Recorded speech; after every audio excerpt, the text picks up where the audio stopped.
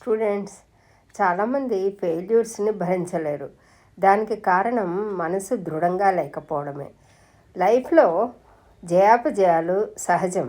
అడుగుపెట్టిన ప్రతి పని లేదా రంగంలో విజయాన్ని అందుకోవాలనుకోవడం సహజమే. కానీ అది అందరికీ అన్ని వేళలా సాధ్యపడదు. ఫెయిల్యూర్స్కి భయపడో లేక భరించలేకో చాలామంది డిప్రెషన్లోకి వెళ్ళడం జరుగుతుంది. ఒక్కొక్కసారి మళ్ళీ ఫెయిల్యూర్ని ఫేస్ చేయవలసి వస్తుందేమోనన్న భయంతో ఆ ప్రయత్నాన్ని ఆపేస్తారు.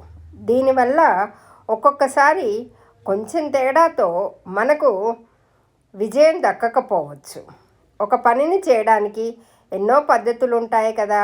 ఒక పద్ధతిలో ప్రయత్నించినప్పుడు ఫెయిల్యూర్స్ వస్తే దానికి రీజన్స్ని గుర్తించి మళ్ళీ ఆ పొరపాట్లు రాకుండా ప్రయత్నిస్తే విజయం అందుకునే అవకాశం ఉంటుంది. కొన్ని విజయాలు టీం వర్క్ వల్ల సాధ్యపడతాయి. కొన్ని విజయాలు పరస్పర సహకారంతో సాధ్యపడతాయి.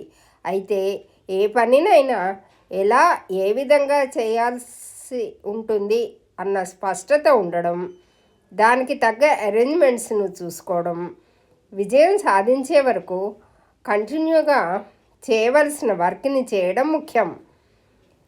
ఈ ప్రాసెస్లో టైంకి డైట్ తీసుకోవడం, టైంకి నిద్రపోవడం కూడా అంతే ముఖ్యం.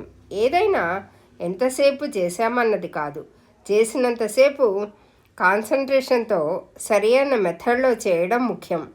వర్క్లో కూడా అప్డేట్ అవుతూ ముందుకు వెళ్ళడం వల్ల విజయం సాధించడంలో యూజ్ అవుతుందన్న ఫ్యాక్ట్ని మర్చిపోకుండా ట్రై చేసి విజయం సాధించాలి.